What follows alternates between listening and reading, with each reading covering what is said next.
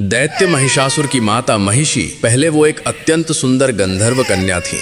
बाद में वो एक भैंसिनी बनी। पहले उनकी सुंदरता इतनी अद्भुत थी कि अप्सराएं भी उनके सामने फीकी लगती थीं। एक दिन महिषी अपनी सहेलियों के साथ एक सुंदर तालाब में मस्ती कर रही थीं। सभी एक दूसरे के ऊपर पानी उठाकर हंसी ठठोली वे सब मग्न थीं। तभी महिषी की दृष्टि पास ही बैठे एक ऋषि पर पड़ी जो ध्यान मग्न होकर तपस्या कर रहे थे। महिषी के मन में शरारत सूझी। वो धीरे से ऋषि के पास जाकर जानबूझकर कीचड़ भरा पानी ऋषि के ऊपर उछालने लगी, जिससे ऋषि का ध्यान भंग हो गया। ऋषि ने जब नेत्र खोले तो उस गंधर्व कन्या की हरकत देखकर क्रोधित हो उठे।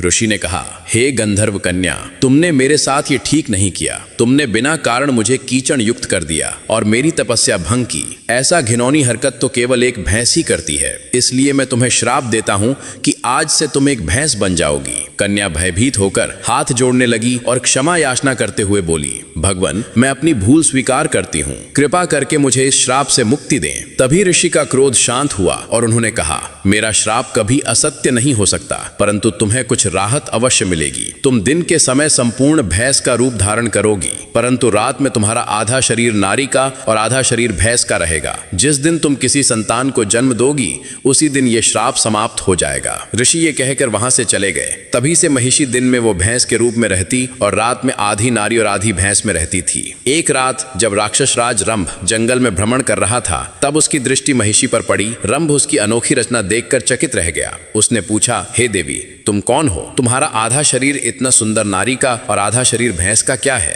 महिषी ने अपनी पूरी सच्चाई राजा रंभ को सुनाई।